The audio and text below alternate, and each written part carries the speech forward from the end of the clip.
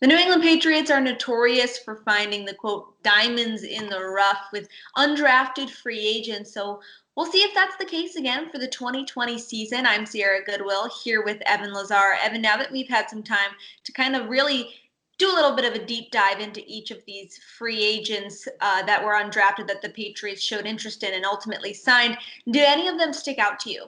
A bunch of them did, actually. I think this is a pretty good undrafted class for the Patriots. And usually, what the Patriots do is one of two things with their undrafteds to get these guys in the building. They either look at guys that don't have the ideal measurables for a position. For example, running back J.J. Taylor, who they signed from Arizona, is only 5'5", 185 pounds. So that's not exactly an NFL frame or an NFL build. So you look at that, and that's why he went undrafted. And the other thing that they like to do is they like to take chances on guys that have some off-field character red flags and hope that they can bring them into the Patriots program and get them on the straight and narrow and get their head on straight. And that has worked out in the past. You know, guys like Malcolm Butler, J.C. Jackson, Brandon Bolden, just to name a few, have had some character red flags or concerns coming into the NFL, and those quickly went away once they got to New England. So I think there are some things that you look at this group and you see some real potential. Both quarterbacks, the wide receivers, Jeff Thomas, we're going to talk about him, Sean Riley, Hastings, who caught passes from Jared Stidham at Auburn.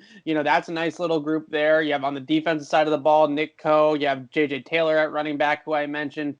So there are some names there I think that are going to be useful. Deion Harris, the linebacker from Arkansas, is basically a Landon Roberts 2.0, the same kind of style of play, same physicality in the box as an inside linebacker. So I think they have that options there. And basically the Patriots say at that point, we're just looking for guys that have good tape. We're looking for guys that are football players that can play the position and do things that we're going to ask them to do. And we're going to throw out the fact that, you know, Deion Harris is 6 feet, 234 pounds and playing linebacker, or J.J. Taylor is only 5'5", or Jeff Thomas has all these character red flags. And we're going to just focus on what they can do as football players.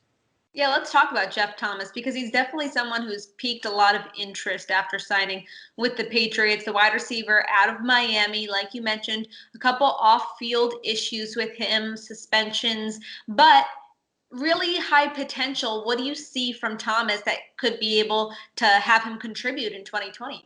I would have thought that Thomas probably would have been around a third or a fourth round pick if he didn't have all the character red flags. So for him to go undrafted, it tells you how much turmoil he went through at Miami. So in 2018, he gets kicked off the team by Mark Reich, told to go home, dismissed from the team, from the organization, whatever you want to call it, program.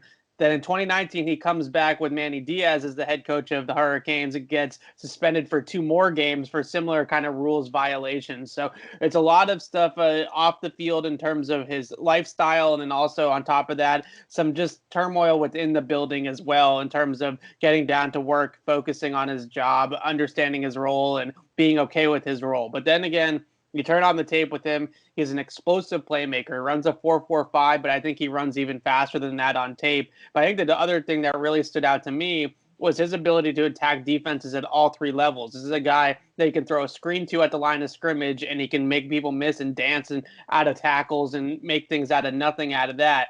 Then you can put him in the slot and have him provide like a horizontal stretch to your offense, have him run crossers, things going across the middle of the field between the numbers and be effective in that regard. Then you can put him on the boundary and have him run posts and go balls and fades and stuff like that and have him win over the top. So he's more got a little bit more wiggle to him. He's a little bit more flexible in his lower body than a guy like a Philip Dorsett. So he's not quite as linear of an athlete. This is definitely a guy that's elusive, that can jump cut out of tackles, that can make people miss an open field, that can create after the catch, that can also burn. So it's a much more kind of well-rounded skill set, I would say, than a player like Philip Dorsett, which I think is where the Patriots are trying to go with that role and why they brought in Damari Byrd and why they brought in Jeff Thomas, who are both very similar players.